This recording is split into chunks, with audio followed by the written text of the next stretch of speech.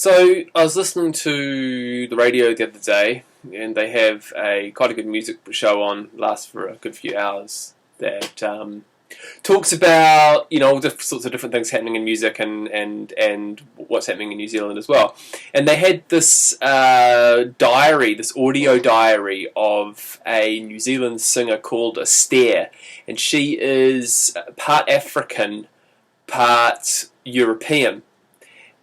And she did a tour of Africa and recorded her experiences.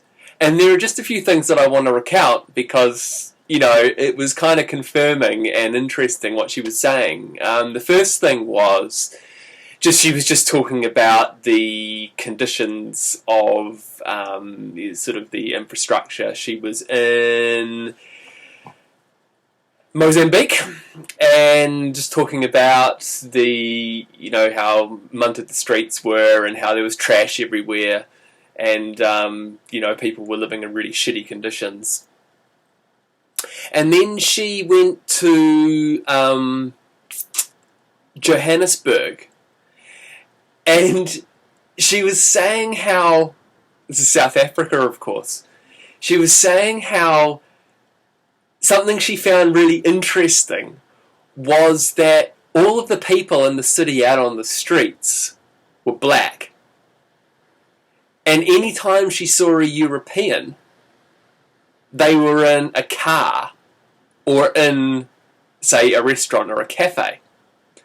And she was sort of wondering why that was, and wondering if it was only Johannesburg that was like that, or whether other cities were.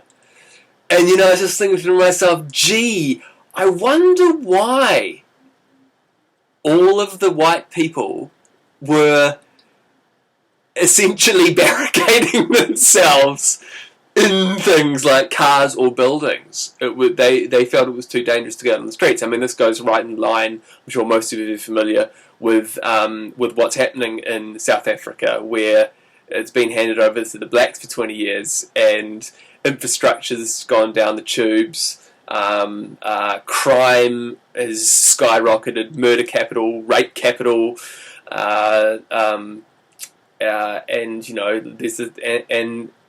a white genocide going on. So it was just interesting, and you could tell that she was kind of struggling with it a bit. But to me, it was like ding. And then what else was she saying? So she says how her dad lives in France. He's from Cameroon in West Africa, and she says, the quote here: "New Zealand is liberal and strong in feminism, whereas Cameroon is a different buzz. It's exploring why it might be difficult sometimes for me to go to my dad and accept what he has to say." As in, clearly her dad is not liberal. By our standards, he's probably very oppressive and sexist towards women. And it's just highlighting these differences. And for someone like her, who's a mix, it must be a struggle. And then, the last bit I loved. And this is another quote from her. And she said about being in Africa, about how much she loved it. She said, "Everywhere you look, billboards, TV, on the street, I see faces that reflect my own. Not feeling like I'm part of a minority is a rare feeling for me. It's always been something I've felt conscious of. And here, African is the norm." I can't explain how empowering that is. It gives me a feeling of belonging that I've never experienced before. I mean, it just spells it out perfectly.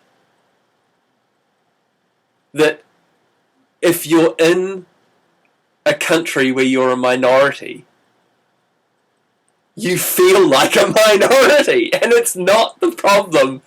It's not the fault of the host population. It's just the way it is. And I heard a guy recently, a Canadian guy talking, I think it was on TRS, and he was saying how he lives in, it was Japan, or it was somewhere in China, I can't remember, and he was saying how when you're there, when you're a minority, you band together with all the other minorities, even if they're very different than you. Like he said that he was banding together. There's like an allegiance between anyone who's not the majority. So it could be Europeans feeling an allegiance with Pakistanis, because you develop over time a kind of resentment towards the dominant population. He said even he's experienced that. And so you kind of get into this thing of, like you always want to band together with the minorities and kind of like always take pot shots at the majority. So this isn't even necessarily a thing about whites and non-whites. It's about majorities and minorities. And it really goes to show how multiculturalism is a problem. It's probably not possible unless there's an equal mixing of everyone. But no, then other problems are going to develop. Anyway, I found that interesting. I've linked to the audio and the article, so you can check it out for yourself if you can be bothered. Thanks very much. Catch you later.